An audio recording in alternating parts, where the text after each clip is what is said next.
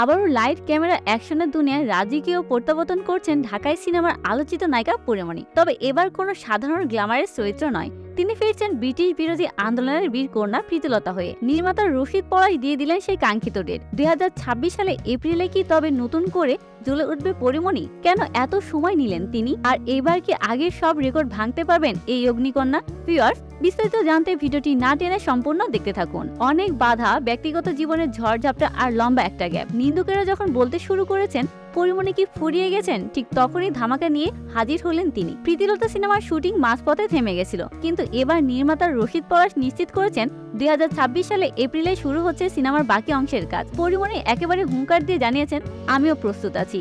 অনেকের প্রশ্ন তুলেছেন শুটিং শুরু হতে এত দেরি কেন।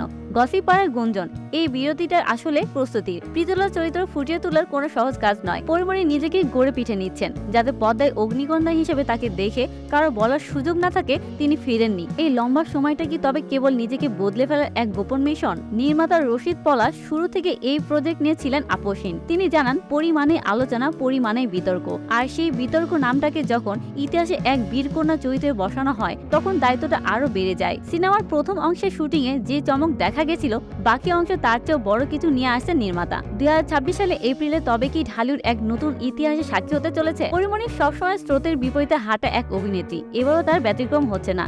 ইতিহাস নির্ভর সিনেমা দিয়ে কামব্যাক করাটা ইন্ডাস্ট্রির জন্য একটি বড় মেসেজ। তিনি বুঝিয়ে দিয়েছেন তিনি শুধু গসিপের রানী নন, অভিনয়ের ময়দানে তিনি সেরা। ভক্তরা তো বটেই, এমনকি সমালোচকরাও এখন অধীর অপেক্ষায় প্রীতিলতার রূপে পরীক্ষা দেখার জন্য। তো ভিউয়ার্স, সর্বশেষ একটা কথাই বলতে হয়, রাজপথ হোক কিংবা রূপালী পর্দা, পরিমণি যেখানে থাকেন সেখানে উত্তেজনা।